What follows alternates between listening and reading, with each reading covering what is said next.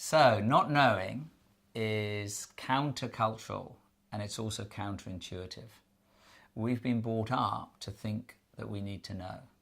Ever since, as a young boy, certainly as a white Caucasian male, I've been taught that I need to know. So all through my life, as a young boy, as a teenager, as a young adult, when I was asked something I didn't know, I made up the answer. And I still do that sometimes. I quite enjoy making up the answer. And sometimes I throw in references like research indicates 83% of, it gives it credibility. But the truth is that we are now obsessed with knowing, with needing to know the answer to everything. And the acceleration of this has become exponential.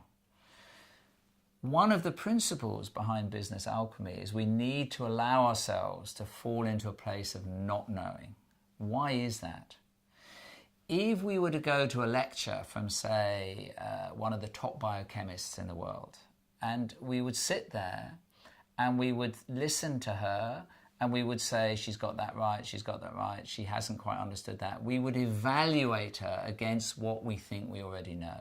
Most of us live our lives in this place. We get up, we go to work, we evaluate life against what we think we already know.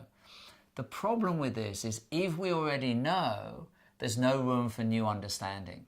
There's no room for anything else to happen. We know what we're going to do. We know what to do. We know what to say. So I encourage individuals and I encourage organizations to allow themselves to fall into this space of not knowing. When we're in the space of not knowing, everything becomes possible. A new way of thinking becomes possible. A new way of going forward becomes possible.